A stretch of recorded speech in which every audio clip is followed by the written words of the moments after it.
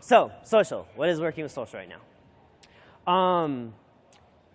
So at Rupa, we built our social primarily for social proof. I think this is a super underrated piece of growth, especially in the early days.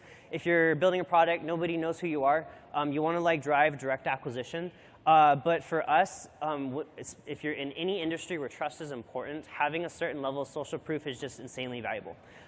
So we did it. It was really important for us to build trust with early partners and with early users. Just going to go over really fast what we're seeing is working organically in case this is helpful for anybody. So first of all, on YouTube, what we did was, I want to say 80% of YouTube success right now is content-based. You can kind of think of YouTube as collections of clusters of content. And for every one of those clusters, it's going to have different levels of competition. So what you want to try to do is you want to try to find clusters of topics that are trending and blowing up.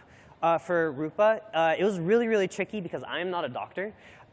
So things like nitric oxide was really hot. Things like H. pylori was really hot.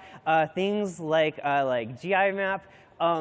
Basically what I had to do is I had to hire doctors that was able to tell me what was cool. So if you're in like a medical industry, you want to figure out what is the content that is trending and is cool that people have not, like marketers like myself, haven't figured out to start creating content for.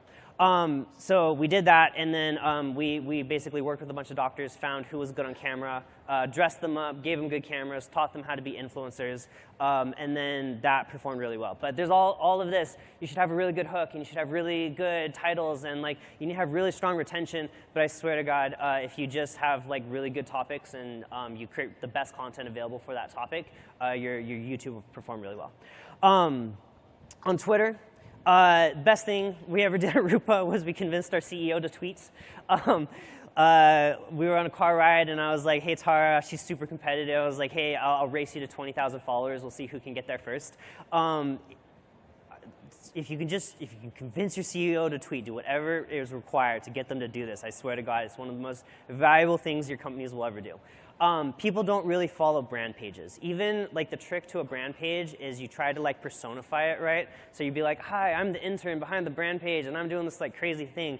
It's so much better if you just get like the CEO or someone that is an actual personality to start engaging with your audience. It's wild. So get your CEO to tweets. Get them a ghostwriter, like teach them how to make long form stuff. There's no substitute to the actual authenticity of having a human actually push out content that's a leader within your organization.